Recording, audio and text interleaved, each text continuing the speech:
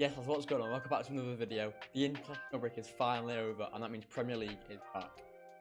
First game starts 12:30 on a Saturday. Arsenal vs Nottingham Forest. For me personally, we're looking at a 3-0 to Arsenal. Forest obviously just lost 3-0 before the international break to West Ham United. Not the most ideal of ends to opening 3-game week, to be honest. And Arsenal, honestly, overall pretty strong. But first game week draw away at United, tough place to go. Then beat Leeds, and then week just gone. Let me have a quick look. Actually, they lost to Liverpool, but obviously, you know, Liverpool probably winning the league, aren't they? So that's good.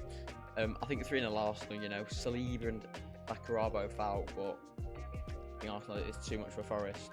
Bournemouth Brighton. I think Brighton have been very ropey so far. Got a very lucky win against Man City at the back end of last game week, and Bournemouth have looked pretty strong in my opinion. Even against Liverpool in the first game of the season, looked pretty strong. That's why I think it's 2-0 Bournemouth. I think Bournemouth are very good defensively despite losing, you know, Kirkes and Boyson and all that lot. I don't think Brighton have really showed too much. Obviously, they have got a couple of good results, but nothing too fancy, you know what I mean? The next one, Palace Sunderland. This could be a whitewash. I think though Palace are going to win. I'm going to go 4-0 Palace. I think Palace is very good. Wharton's got a slight muscle injury, I believe. But as I said earlier today in the press conferences. However, you know, I think Palace just looks too good with Mateta, Sarr, Munoz, Wharton if he is available will be pivotal. Good back line. Sunderland not got much going forward, I don't think. Created some of, I think they've created a lot though, Sunderland XG wise in opening. So I mean, you never know. Sunderland could do another upset, but I think Palace are just too strong, especially after their thumping win against Villa away a couple of weeks ago. Moving on, speaking of Villa, Everton versus Aston Villa. It's at the new Everton Stadium, whatever it's called. Jack Grealish, what a player, what a man. He is on fire. I think Everton are going to win this fixture. I think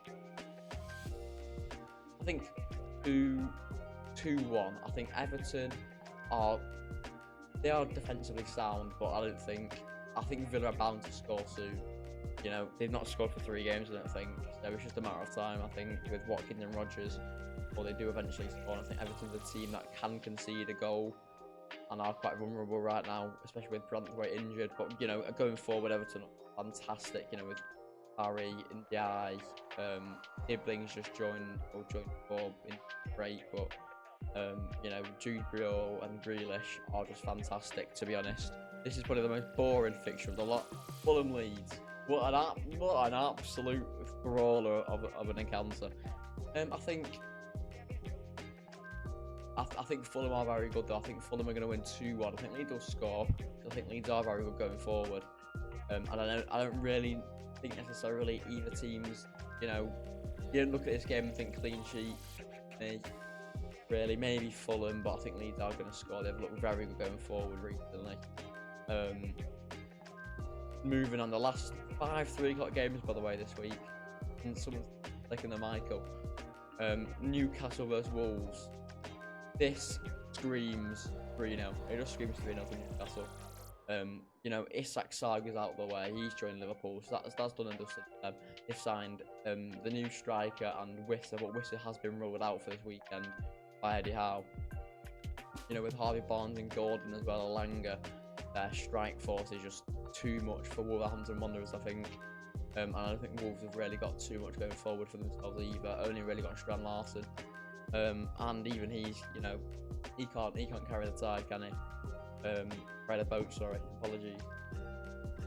Anyway, R5, West Ham host Tottenham Hotspur. Again, this could be embarrassing. Kudus returns to West Ham, and you know, I think he scores. Maybe even 2, maybe even 3. Who bloody knows? But I think it's going to be 4-0 Tottenham Hotspur. I've said it now. I have. Yeah, I think Tottenham defensively under Thomas Frank just look superior, to be honest. They just look very, very, very good.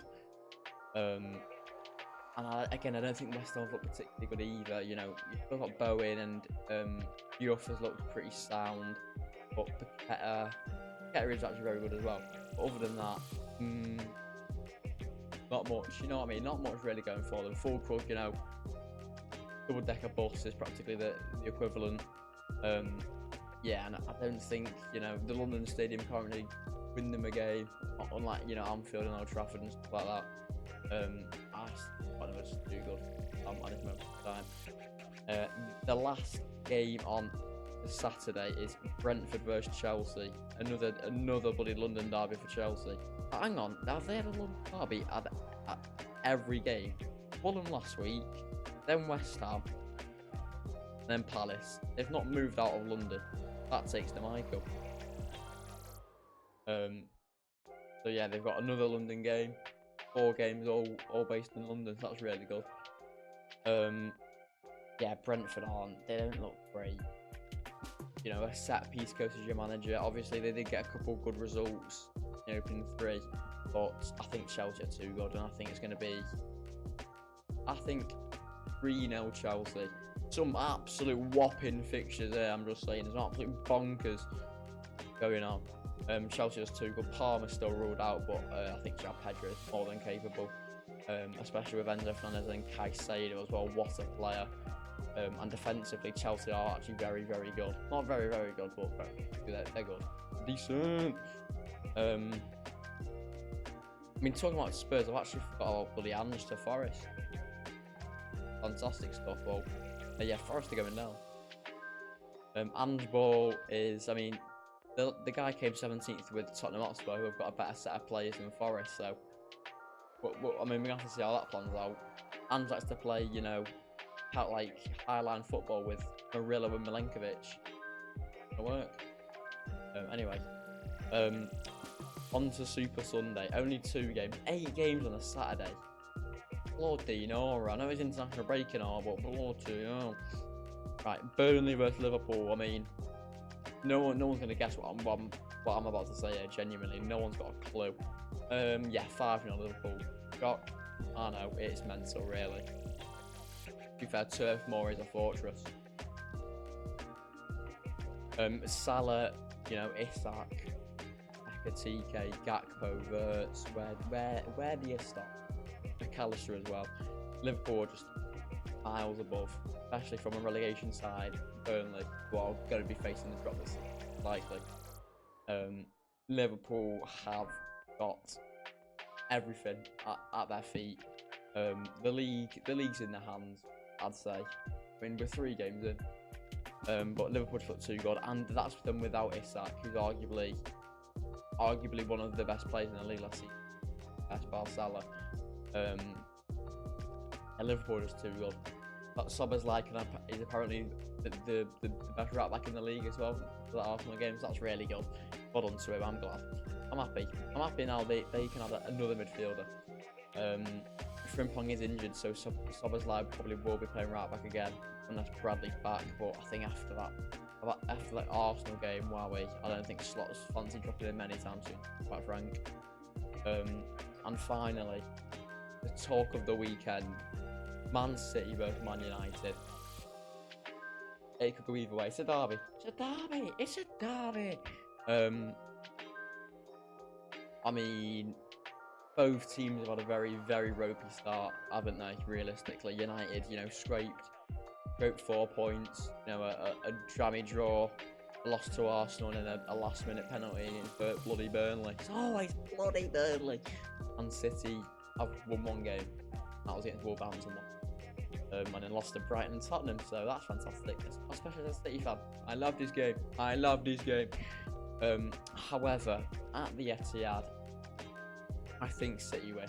I think City win 3-1. Pretty sure I've said 3-1 for every City game so far. I've got none right. Okay. Right. Man City, Man United. Yeah. Sesko versus Haaland is basically the moral of the story, I believe. Whoever scores. I mean, obviously, whoever scores wins the game. You know, Michael Owen off that, but I think if Haaland, I don't think Sesko is all of that. especially with Cunha out as well, was a big miss. Atletico's probably going to have to start up front with, and Mount's out as well, so they're going to have to practically rejig the whole front line. Balmbuena, Bruno again. He can't play in that 8 or in the 6 alongside Casemiro. He can't do it. He's just not that kind of player. He needs to be more up the pitch, not down, up it. Right. Yeah, and I think City, obviously Marmoush injured, but I don't think he's really going to start this game anyway. But it's Doku and Savio's time, and Bob. Oscar Bob, what a player. Oscar Bob, he's gonna score this game. Mark my words, Oscar Bob will score a footballing goal against Manchester United. United have ideally, for them, they think they've sorted out their goalkeeper situation. They haven't. Just let you know, they haven't.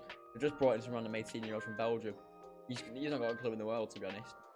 And obviously City have signed Donnarumma.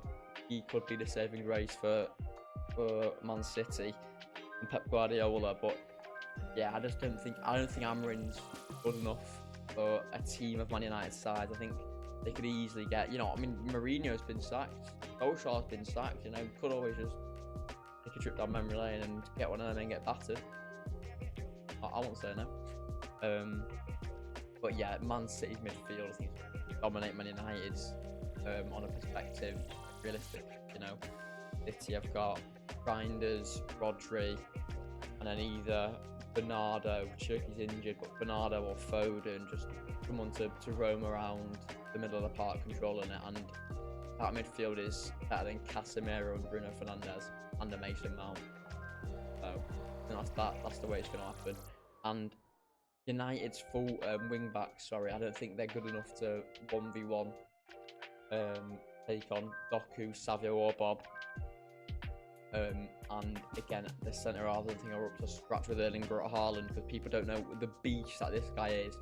Scored what, 6 something goals, 5 goals something against Moldova. I know it's Moldova, but I mean, a game's a game, a win's a win, a goal's a goal.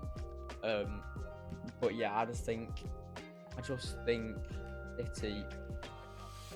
This is going to be one of the, the 6-3 from a few years ago, where it's like City just are the better team. It's one of them ones, this one. It's like, unless United have, one of the best games they've ever played in their life, I don't really see him doing anything this game, and I don't see him creating any chances.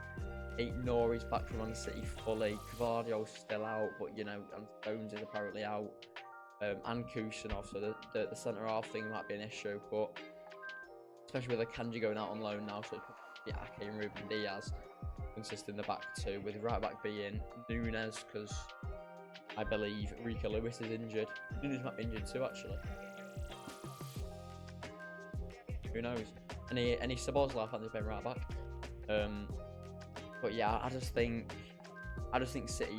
I think Pep tactically is much better than Amorim. Or Amorim just shocking tactically, and Pep just bang average nowadays. But I think it's the first one. Yeah, I mean this weekend I just don't.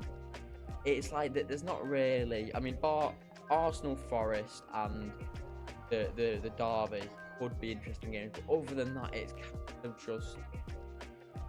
kind of just shit, to be honest.